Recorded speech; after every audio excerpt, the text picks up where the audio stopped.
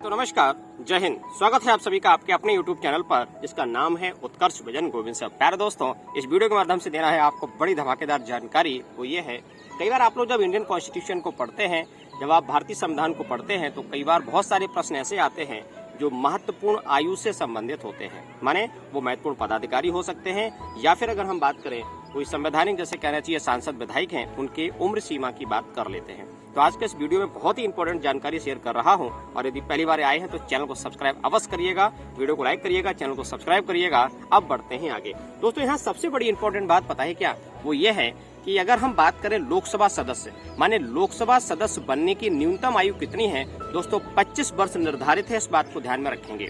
जब बात 25 वर्ष की आती है तो मैं बढ़िया सवाल आपसे डिस्कस करता हूँ, प्रोटेम स्पीकर बनने की न्यूनतम आयु कितनी है? ध्यान से सुनिएगा। एक सवाल जो है मैंने किसी एग्जाम में देखा था कि प्रोटेम स्पीकर बनने की न्यूनतम आयु कितनी है। तो पहला तो इस प्रश्न का सीधा सीधा उत्तर होगा 25, माने 25 वर्ष होगी। अब बात करते हैं प्रोटेम स्पीकर की। तो भैया प्रोटेम स्पीकर जो है ना, वो अस्थायी लोकसभा अध्यक्ष के रूप में जाने जाते हैं। माने आपको पता है कि नवनिर्वाचित लोकसभा, ध्यान से सुनिएगा भैया, एक एक बात बड़ी इंपॉर्टेंट है।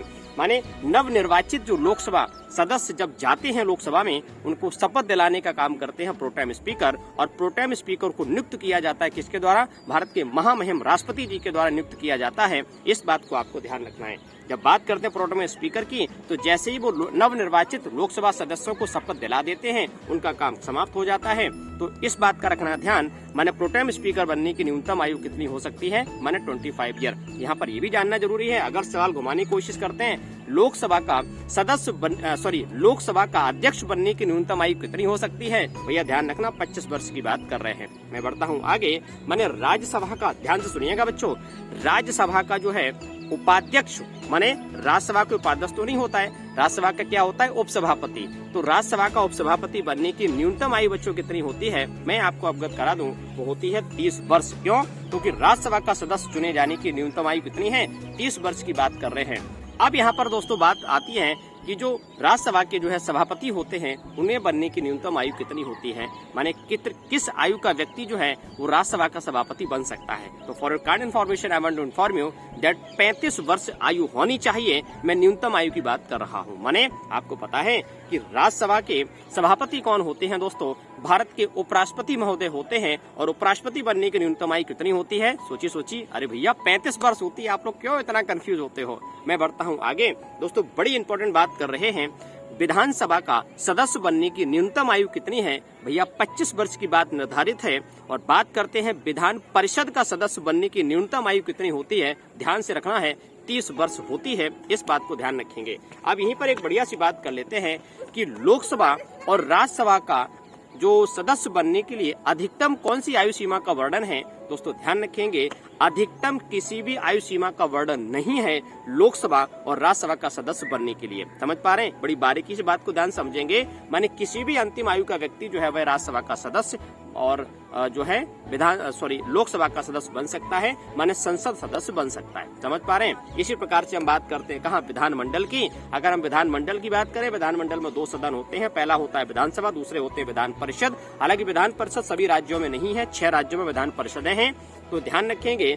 माने अगर बात करेंगे विधानसभा का सदस्य और विधान परिषद का सदस्य बनने की अधिकतम आयु सीमा का वर्णन क्या है? कोई आयु सीमा का वर्णन नहीं है। इस बात को ध्यान में रखेंगे, ठीक है ना। अब मैं बढ़ता हूँ अगली बात पे।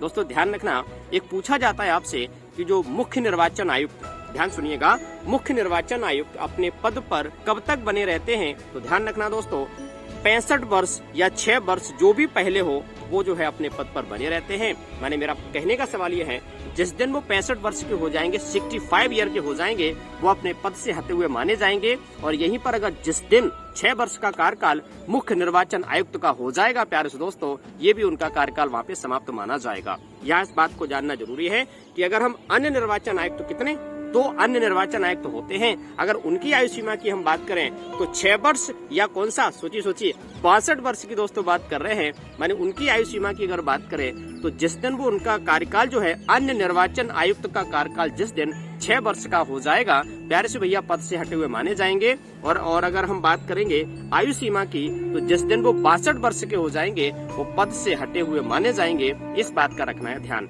जब बात करते हैं दोस्तों आयु सीमा की, तो सवाल बड़ा सुंदर सा बनता है कि जो है किस आयु सीमा माने एक ऐसा आयोग है उसका अध्यक्ष जो है वो किस आयु सीमा तक पद पर बना रहता है, तो 70 वर्ष। एक आयोग कौन सा है दोस्तों, हम बात कर रहे हैं एनएचआरसी की।